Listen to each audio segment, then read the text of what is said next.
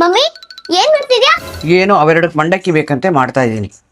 ನೆನ್ನೆ ವರಮಹಾಲಕ್ಷ್ಮಿ ಇತ್ತು, ಬೆಳಗ್ಗೆಯಿಂದ ಸಂಜೆ ನೀನೇ ಕೆಲಸ ಮಾಡಿದ್ಯಾ, ಇವತ್ತು ನೀನೇ ಕೆಲಸ ಮಾಡ್ತಿದ್ಯಾ? ಇನ್ನೇನ್ ಮಾಡ್ಲಿ, ಅವೆರಡು ಒಂದು ಕೆಲಸನೂ ಮಾಡಲ್ಲ, ಎಲ್ಲ ನಾನೇ ಮಾಡ್ಬೇಕು. ಮಮ್ಮಿ ಇವ್ರಿಬ್ರು ನಿನ್ನ ಹೆಂಗ್ ನೋಡ್ಕೋತೀಯಾರೋ, ನಾನ್ ದೊಡ್ಡವಳಾದ್ಮೇಲೆ ಇವ್ರಿಬ್ರು ಹಂಗೆ ನೋಡ್ಕೋತೀನಿ.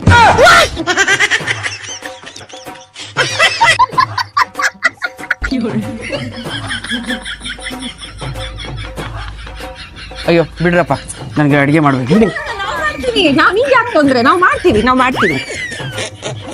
ಅಲ್ಲ ಸ್ನಾನ ಮಾಡೋಕೆ ಅದಕ್ಕಾರ ಬಿಡ್ರ. ಆಗಲ್ಲ ಅಲ್ಲ.